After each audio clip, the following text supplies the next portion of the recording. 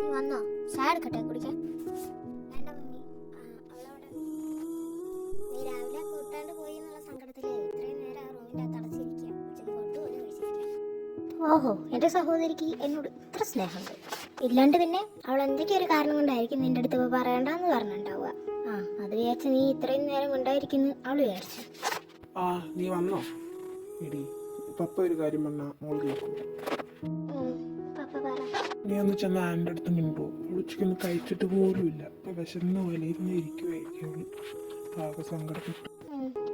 മിണ്ടാ പറഞ്ഞു കഴിഞ്ഞാൽ ദേഷ്യപ്പെടാനില്ല കേട്ടോ. സ്നേഹത്തോടെ നീ സംസാരിക്കും. പിന്നെ അവളിപ്പോ പറയാണ്ടിരുന്ന കാര്യം നീ എന്തായാലും അറിഞ്ഞല്ലോ. അത് വരും. അവളെന്നോടത് പറയാത്തല്ല എനിക്ക് വിഷമം. അവളിത് കുറച്ചുകൂടി നേരത്തെ പറഞ്ഞിട്ടുണ്ടായിരുന്നു. ഇപ്പൊ എത്ര ഡയറി മിൽക്ക് കിറ്റാട്ടൊക്കെ എനിക്ക് കിട്ടിയേന്. അതാലോചിക്കുമ്പോഴാണ് എനിക്ക് വിഷമം കിട്ടുന്നത്. ശരി, എന്റെ പൊന്നു കർത്തവ്യം മരുന്നിലൊന്നിനും നടന്നിട്ട് അതോടെ ഒന്നിനെങ്കിൽ.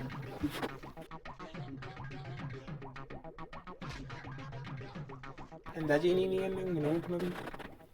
മരുന്നിന് നല്ല ഒന്ന് കിട്ടിയിട്ടുണ്ടല്ലോ ജോനേട്ടാ. ഞാൻ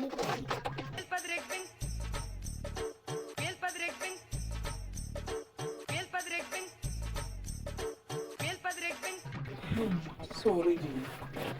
എന്തിനാ ജോനേട്ടാ? തങ്കുത്തി അവക്കയുടെ മുളക്കില്ലാന്ന് മനസ്സിലാക്കാൻ ഞാൻ കുറച്ച് വൈകിപ്പോയി. ഈ ജൂണേട്ട് എത്ര മണ്ടനായിരുന്നു. മത്തം കൊത്തി എങ്ങനെ അവക്കയുടെ മുളയ്ക്കുക ഇതുപോലെ അറിയില്ലേ? ശേ പൊട്ടൻ.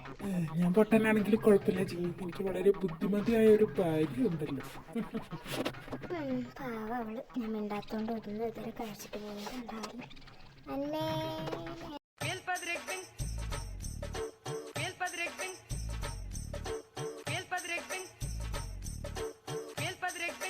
പപ്പ മമ്മി ഇങ്ങോട്ട് വന്നേ. എന്താടി? അങ്ങോട്ട് നോക്കൂ.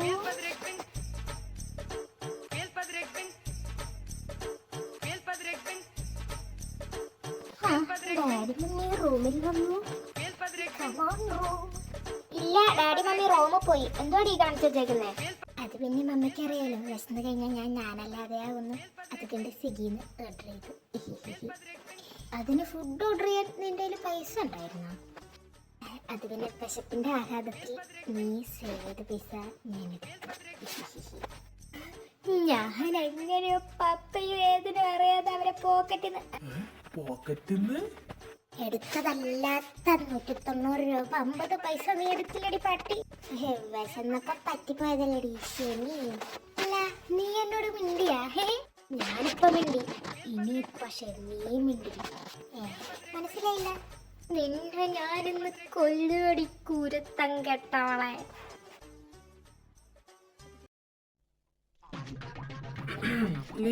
നീ ബിസിയാണടാ? അല്ലടാ, നമ്മുടെ ആനില്ലേ, അവളെ കാണാൻ നല്ല ക്യൂട്ടാണല്ലേ. അപ്പൊ ഒരാൾക്ക് അവളോട് ഒരു ഇഷ്ടം തോന്നിയതിനെ അവളെ കുറ്റം പറയാൻ പറ്റില്ല അല്ലേ?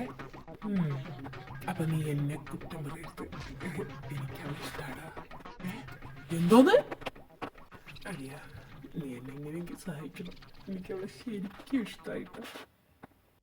ഓഹോ, എന്നിട്ട് നിനക്ക് ഇപ്പോഴാണോ എന്നോട് പറയാൻ തോന്നിയത്? അടിയ, നിന്റെ ട്രൂ ലെവലിൽ ഞാൻ കൂടെ നോക്കില്ല. പക്ഷെ എന്റെ ട്രൂ ലെവലിൽ നീ കൂടെ നിൽക്കില്ല. നാട്ടിൽ കാണുന്ന പെൺപിള്ളേരോടൊക്കെ പറയണം. എന്നാലും ഞാൻ എന്റെ ദിവ്യമാണ് നിനക്ക് പൊച്ച് അല്ലടാ. എടാ, ഞാൻ നിന്നെ സഹായിച്ച പോലെ നീ ലൈറ്റായിട്ട് എന്നെ സഹായിച്ചാൽ മതി. ബാക്കിയൊക്കെ ഞാൻ നോക്കിക്കോളാം. എന്തായാലും ഞാൻ കുറെ വേർത്തല്ലേ, ഇനി നീയും കുറച്ച് വേർക്ക്. പിന്നെ എന്റെ സഹായം എപ്പോഴും നിന്റെ കൂടെ ഉണ്ടാവും. അത് കേട്ടാ മതി, ബാക്കി എല്ലാം ഞാൻ സെറ്റാക്കിക്കോളാം. പക്ഷെ ഒരു പ്രശ്നമല്ല, കുട്ടിക്ക് ശേഷം അടുത്ത് പറഞ്ഞിട്ട് നമുക്ക് മനസ്സിലാകും. നീ കുറച്ചൊന്നല്ല, കുറച്ചധികം വേർക്കേണ്ടി വരും. മമ്മിയോടെ നിൽക്കുമായിരുന്നു. ഞാൻ സീരിയസ് ആയ ഒരു കാര്യം പറയുമായിരുന്നു. മമ്മിയോട് തമാശ. മമ്മിയുടെ സീരിയസ് ആയ ഒരു കാര്യത്തെ ചർച്ച ചെയ്യുന്നത്. എന്താണാവോ? മമ്മി, അന്നേക്കൊരു ചെറുക്കനെ ഇഷ്ടം പറഞ്ഞിട്ട് നമ്മൾ ഇതുവരെ ആ ചെറുക്കനെ പറ്റി ഒന്നും അന്വേഷിച്ചില്ലല്ലോ. ഞാനൊന്ന് ചെന്ന് അന്വേഷിച്ചു വന്നാലും. കണ്ട മണ്ണ ചെറുക്കന്മാർക്കൊന്നും ആരും വീട്ടിൽ നിന്ന് പെണ്ണ് കൊടുക്കില്ലല്ലോ. കൊടുക്കുമല്ലോ. ആര് കൊടുക്കും? അതിന്റെ ഉദാഹരണമാണല്ലോ നിനക്ക്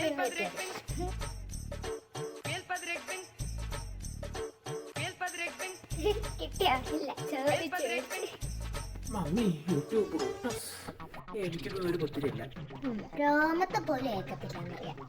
കാണ്ടാമൃഗത്തിന്റെ തൊലിയാണല്ലോ. പിന്നെ കൊടുക്കാൻ പെണ്ണൊരു സാധനമല്ല, അത് മോൻ മനസ്സിലാക്കിക്കോ. പിള്ളേരെ വാ, ചോറ് കഴിക്കാം.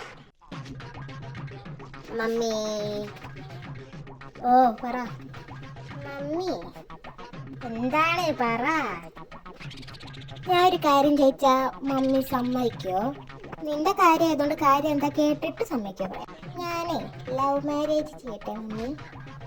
എന്തോന്ന്? അവള് ലവ് ഉണ്ടെന്ന് പറഞ്ഞപ്പോ ഈ ഊർമിളാദേവിന്റെ എക്സ്പ്രഷൻ ഒന്നും ഞാൻ കണ്ടില്ലല്ലോ. ഇപ്പൊ എന്തിനാ മമ്മി ഇങ്ങനെ എക്സ്പ്രഷൻ ഇല്ലാവുന്നേ? അതാ എക്സ്പ്രഷൻ ഇടുന്നേ. അവക്ക് ലവ് ഉണ്ടായിട്ട് അവള് ലവ് മാരേജ് വേണം പറഞ്ഞത്. എനിക്ക് ലവ് ഇല്ലല്ലോ. അണ്ണനെ പോലെ അല്ല, നിനക്ക് കുറച്ച് ചാട്ടം കൂടുതൽ. അതുകൊണ്ട് വീട്ടിൽ ലവ് മാരേജ് ചെയ്യാൻ സമ്മതിക്കാൻ പറ്റും. ഓഹോ, എന്നാ മിസ്റ്റർ ജൂനിയർ ഫാമിലി നിങ്ങൾ കേട്ടോ, ഇന്നേക്ക് പത്രം ലവ് മാരേജ്. ഓഹോ, ഇത് കേട്ട് ഞങ്ങൾ ഞെട്ടണേക്കും. അമ്മേ അയ്യോ അങ്ങനെ ചെയ്യല്ലേ. ഓടിയാടും ഞാനെന്റെ കളി പട്ടാളം കാണാൻ പോകുന്നേ ഉള്ളൂ. Just wait and watch.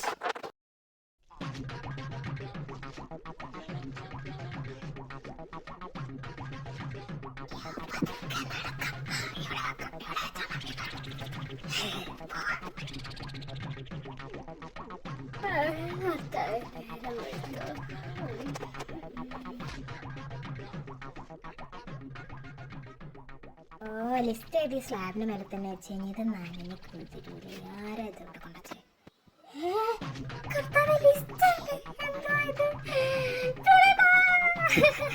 എന്നാലും അവള് എവിടെ പോയി? എന്നോട് പറയാതെ പുള്ള പോലും പോലത്തെ കൊച്ചായിരുന്നു. ഓ എന്റെ മമ്മി ഇങ്ങനെ കരയില്ലേ. മമ്മി ഈ ഒരു കത്ത് വായിച്ചിട്ട് എനിക്ക് തോന്നുന്നു അവളിനി വലിയ ഡോണും ആവാൻ ബോംബെക്ക് പോയതാണോ? അതിന് ചാൻസ് ഉണ്ട്. KGF കണ്ട് കഴിഞ്ഞ ചേരുന്ന കരയുന്നുണ്ടായിരുന്നു. പക്ഷെ അവള് നമ്മളെ വെല്ലുവിളിച്ചിട്ട് പോയത് 10 ദിവസത്തിനുള്ള ബോയ് ഫ്രണ്ട് ഉണ്ടാക്കിട്ട് വരുന്നില്ലേ. ഇനി ചിലപ്പോ ബോയ് ഫ്രണ്ടിനെ ഉണ്ടാക്കാൻ പോയതായിരിക്കോ? അതിനും നല്ല ചാൻസ് ഉണ്ട്. നമ്മളെ വീട്ടത്തെ കുട്ടിയായതൊന്നും നമുക്കൊന്നും പറയാൻ പറ്റില്ല. അവളെ ബുദ്ധി ഭീമാനമാണ്.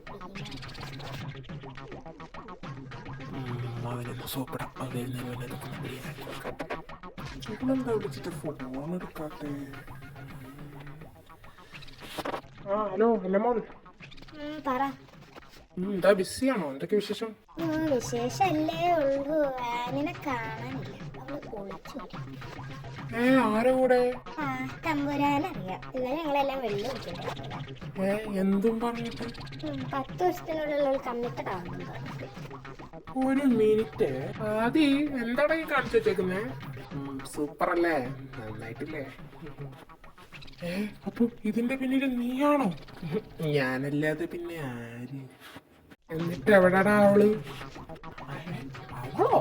ഏതവള്? അറിയാത്ത